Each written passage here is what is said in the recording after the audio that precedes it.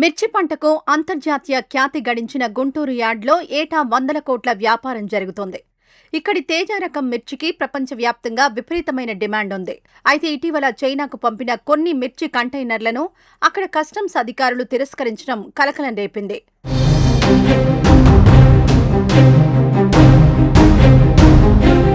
కొన్న సరుకంతా కోల్డ్ స్టోరేజీలకే పరిమితం కావడంతో స్థానిక వ్యాపారులు ఆందోళన చెందుతున్నారు.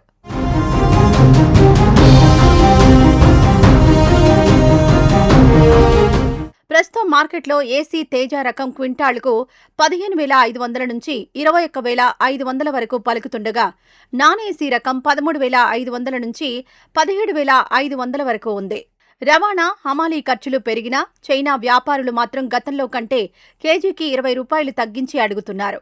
గత 2025 సీజన్లోనే వారు 2-3 ఏళ్లకు సరిపడా స్టాక్ కొనేయడం, అక్కడ ప్రస్తుతం ఎండలు ఎక్కువగా ఉండడం వల్ల అమ్మకాలు పూర్తిగా మందగించాయి. గత ఏడాదితో పోలిస్తే ఈ సంవత్సరం చైనా, బంగ్లాదేశ్లకు ఎగుమతులు బాగా తగ్గాయి. పోయిన ఏడాది దిగుబడి పీక్ లెవెల్లో ఉండడంతో చైనా వాళ్లు తక్కువ ధరకే భారీగా స్టాక్ కొని పెట్టుకున్నారు. అందుకే ఈ ఏడాది వాళ్ల అవసరంలో కేవలం 50% మాత్రమే కొంటున్నారు. ప్రస్తుతం మార్కెట్లో సాగు విస్తీర్ణం 40% తగ్గింది. అయితే ఇప్పుడున్న 200 నుంచి 250 రూపాయల ధర వ్యాపారపరంగా మంచి ధరగానే చెప్పాలి. మరోవైపు మిర్చిలో నిషేధిత రసాయనాల అవశేషాలుండడం ఎగుమతులపై తీవ్ర ప్రభావం చూపుతోంది. ఎసిఫేట్ లాంటి పురుగు మందులు వాడిన 15 రోజుల తర్వాతే కోతలు కొయ్యాలనే సాంకేతిక అవగాహన రైతులకు కల్పించాల్సి ఉంది. ఎగుమతిదారులు అంతర్జాతీయంగా బ్లాక్ లిస్టులో పడకుండా ప్రభుత్వం తగిన గైడ్లైన్స్ ఇవ్వాలని వ్యాపార వర్గాలు కోరుతున్నాయి. గతంలో పోల్చుకుంటే ఈ సంవత్సరం ఎక్కువ చైనాకి కానీ బంగ్లాదేశ్ కానీ ఎక్స్పోర్ట్ అయిపోయింది, ఎక్స్పోర్ట్ తగ్గింది అని చెప్పి అంటున్నారు. ఎందుకు, దేనివల్ల తగ్గింది అంటారు? అయితే లాస్ట్ ఇయర్ వాళ్ళకి కావాల్సిన దానికన్నా కానీ డబల్ కొన్నారు. ఇప్పటికీ ఈ సంవత్సరాలు సరిపోయే మిర్చి వాళ్ళ దగ్గర ఉన్నాయి. అయినా కానీ కొంత క్వాలిటీ కావాల్సిన వాళ్ళు ఈ సంవత్సరం వాళ్ళకి కావాల్సిన రిక్వైర్మెంట్లో 50% కొన్నారు. తర్వాత మన విస్తీర్ణం కూడా 40%, 50% ఓవరాల్ తగ్గటం. లోకల్ డిమాండ్కి కానీ ఎక్స్పోర్ట్ బంగ్లాదేశ్కి కానీ మిరపకాయలు వెళ్ళట్లేదు అనబాకండి. లాస్ట్ ఇయర్ విస్తీర్ణంతో పోల్చుకుంటే తక్కువ, కానీ ఇప్పుడున్న పంట కానీ క్యారీ ఫార్వర్డ్ చేసుకుంటే 80% బాగానే ఉంది. ఎక్స్పోర్టర్ ఇక్కడ బాగా ఉండాలి అంటే మిగతా మార్కెట్లకు అనుకూలంగా హమాలీ రేట్లు కానీ లారీ కిరాయిలు కానీ ఇవన్నీ జరగాల.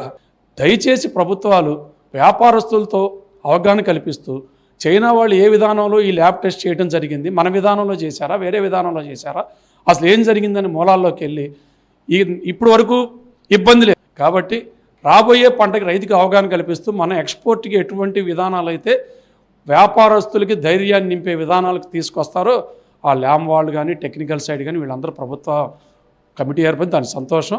ఇప్పటి నుంచే దాన్ని రైతులతో ఆర్బీకేలు కానీ గ్రామ సభల ద్వారా కానీ తెలియపరిచి మన మిర్చి ఆంధ్రప్రదేశ్ గుంటూరు మిర్చికి మనుగడ ఉండే విధంగా ముందుకు వెళ్ళాలని చెప్పేసి దానికి వ్యాపారస్తులుగా మా సహకారం ఎప్పుడూ ఉంటుందని చెప్పేసి కోరుకుంటూ ప్రభుత్వాన్ని సమన్వయంగా విజ్ఞప్తి చేస్తున్నాం. ప్రతి దేశానికి కూడా వారి యొక్క ఎంత అవసరాన్ని బట్టి వాళ్ళు ఎంత దిగుబడి చేసుకోవాలని వాళ్ళు ప్లాన్ చేసుకుంటారు. చైనాకు కూడా ఏంటంటే మీరు గత స్టాటిస్టిక్స్ చూసుకుంటే కొన్ని సంవత్సరాలుగా వాళ్ళు 1,60,000 నుంచి 2,20,000 టన్నుల దాకా మన తేజ రకం మన ఇండియా నుంచి వాళ్ళు చైనా ఇంపోర్ట్ చేసుకుంటుంది. కానీ గత సంవత్సరం అన్ని అనుకూలంగా ఉండటం వల్ల చైనా నుంచి ఇంపోర్టర్స్ అధిక మొత్తంలో సుమారు 3,20,000 టన్నుల దాకా వాళ్ళు తేజ రకం ఇంపోర్ట్ చేసుకున్నారు. కానీ కన్జంప్షన్ వచ్చేసరికి 2 లక్షలు అయిపోయింది. 1,00,000 నుంచి 1,20,000 టన్నుల దాకా అది క్యారీ ఫార్వర్డ్ స్టాక్ అయింది. అందువల్ల ఏంటంటే కొద్దిగా సేల్స్ ఉన్నాయి. అయినా కానీ మనకి సీజన్స్ నుంచి ఒక 50,000 నుంచి 60,000 టన్నుల దాకా వాళ్ళు దిగుమతి చేసుకున్నారు. జనరల్గా ఏంటంటే ఈ చైనాలో జూన్, జూలై, ఆగస్ట్ అనేది ఆడ సమ్మరు. కొద్దిగా ఏంటంటే ఈ వేడి వల్ల ఏంటంటే వాళ్ళు తేజ రకం కన్జంప్షన్ కూడా తక్కువ ఉంటుంది. సెప్టెంబర్, అక్టోబర్, నవంబర్, డిసెంబర్ కూడా సీజన్ ఉంటుంది. కాబట్టి ఏంటంటే వాళ్ళు తేజ కొంటారు. మన దగ్గర ఉన్న స్టాక్స్ కూడా ఎక్కువ మొత్తం ఏం లేవు. కాబట్టి ఏంటంటే రైతులు కానీ వ్యాపారస్తులు కానీ ఆందోళన పడాల్సిన పనేం లేదు. ఆ ఉన్న స్టాక్ కూడా చైనాకి కానీ బంగ్లాదేశ్కి కానీ ఇండోనేషియాకి కానీ థాయిలాండ్కి కానీ ఎక్స్పోర్ట్ అవుద్ది. కాబట్టి పెద్ద వ్యాపారస్తులు కానీ రైతులు కానీ ఆందోళన పడాల్సిన అవసరం లేదు. ఒకప్పుడు మిర్చి మార్కెట్లో గుంటూరు ఏకఛత్రాధిపత్యం వహించేది.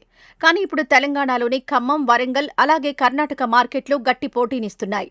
గుంటూరు నుండి దాచేపల్లికే 25% వ్యాపారం మళ్లింది. ఇక్కడ కూడా హమాలీ రేట్లు, లారీ కిరాయిలు తగ్గించాల్సిన అవసరం ఉంది. ఏదేమైనా ఆర్బీకేలు, గ్రామ సభల ద్వారా రైతులకు రసాయనాలపై అవగాహన కల్పించి గుంటూరు మిర్చి బ్రాండ్ను కాపాడాలని వ్యాపారస్తులు కోరుతున్నారు. సెప్టెంబర్ నాటికి చైనాలో నిల్వలు తగ్గి మార్కెట్ మళ్లీ పుంజుకుంటుందని ఆశాభావం వ్యక్తం చేస్తున్నారు. ఈ వీడియో నచ్చితే లైక్ చేయండి. అలాగే మా ఛానల్ ని ఫస్ట్ టైం కనుక చూస్తున్నట్టయితే ఇప్పుడే సబ్స్క్రైబ్ చేసుకుని పక్కనే ఉన్న గంట సింబల్ ని యాక్టివేట్ చేసుకోండి. అప్పుడే మేము పెట్టే ప్రతి వీడియో మీకు నోటిఫికేషన్ గా వస్తుంది. అలాగే ఈ వీడియో పూర్తిగా చూసినందుకు ధన్యవాదాలు.